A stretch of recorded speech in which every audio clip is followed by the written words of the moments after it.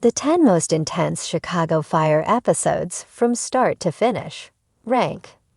Since 2012, Chicago Fire has captured the lives of the fictional heroes of the Chicago Fire Department.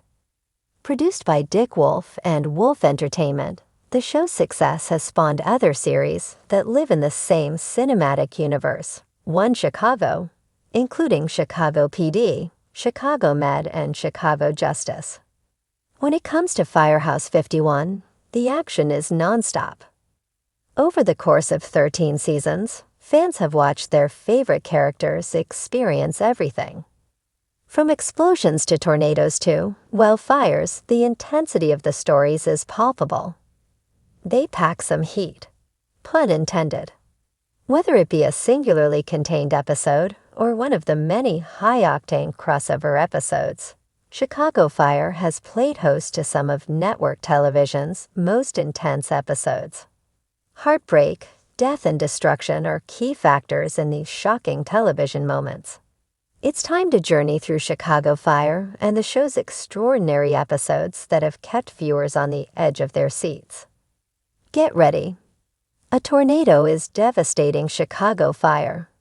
After a health scare, firefighter Christopher Herman, David Agenberg, is back after a bit of a health scare. With a banner to welcome him back, the fanfare is short-lived as tornado conditions are threatening the Windy City, including in Herman's neighborhood. With the call already featuring some heartbreaking moments, including a woman searching for her husband, who had already been found dead, and a boy with his glass in his back searching for his parents trapped in a burning apartment, Herman is thrown deep into the action, despite being shaken by the events.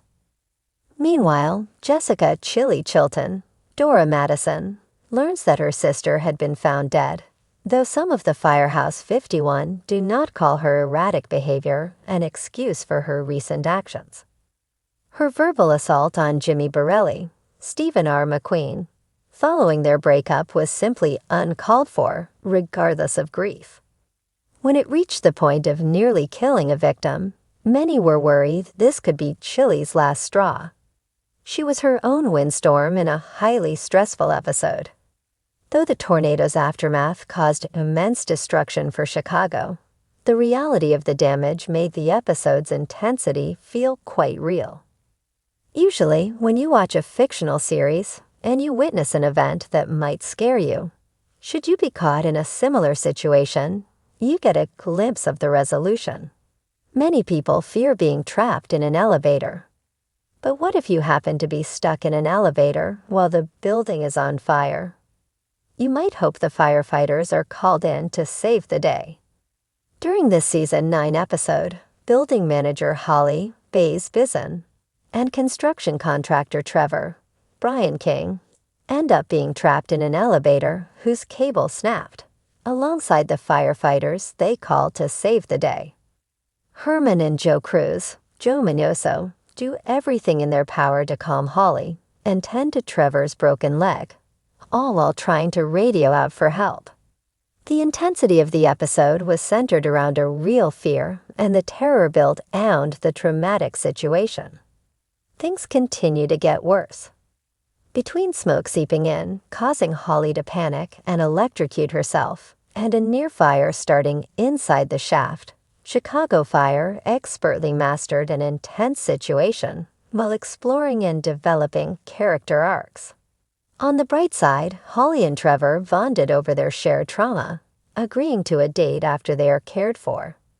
Leave it to the season finale for things to get intense, especially when it's tied to a cliffhanger. In the Season 7 finale, the show gives viewers some glimpses of romance, just enough to make you feel potential heartbreak by the end. While working on the arson case, Lieutenant Kelly Severide, Taylor Kinney, and firefighter Stella Kidd, Miranda Ray Mayo, rekindle their romance. Captain Matthew Casey, Jessa Spencer, begins to develop feelings for paramedic Sylvie Brett, Kara Kilmer, only to learn that she is already engaged to Chaplain Kyle Sheffield, Teddy Sears. But nothing really matters when everyone's lives are put at risk due to a massive fire at a mattress factory. Between the scramble to save the day and realizing it was too late to the certainty of tragedy looming around the corner, the episode ended with a true adrenaline rush. Watching your favorites grapple with the face of death, as some are humbly willing to sacrifice themselves for the greater good. It's what keeps fans coming back. With Truck 81 and Squad 3 members inside, viewers were forced to wait months before they learned the fates of the individuals inside. It's one of the most intense cliffhangers of any finale, as no one truly knew what the end result would be, especially with the faces of terror on some of our favorites. Of course, we will learn the major casualty comes at the start of Season 8, with the death of firefighter Brian Otis Vonsek, Yuri Sardarov, in the line of duty. The men and women of Firehouse 51 are accustomed to situations beyond their control, but they are trained to control the tempers. In this Season 5 episode, the fire and rescue squads are put in a situation out of their control that they should never have been put in. After becoming hostages to a group of armed gang members during a turf war, a tense situation unravels. In hopes of de-escalating the situation, everyone tries their hardest to maintain composure with guns pointed at them. Though not necessarily thankful, Gabby Dawson, Monica Raymond, and Sylvie are called out to a call, which means everyone inside is at risk to the whims of their invaders.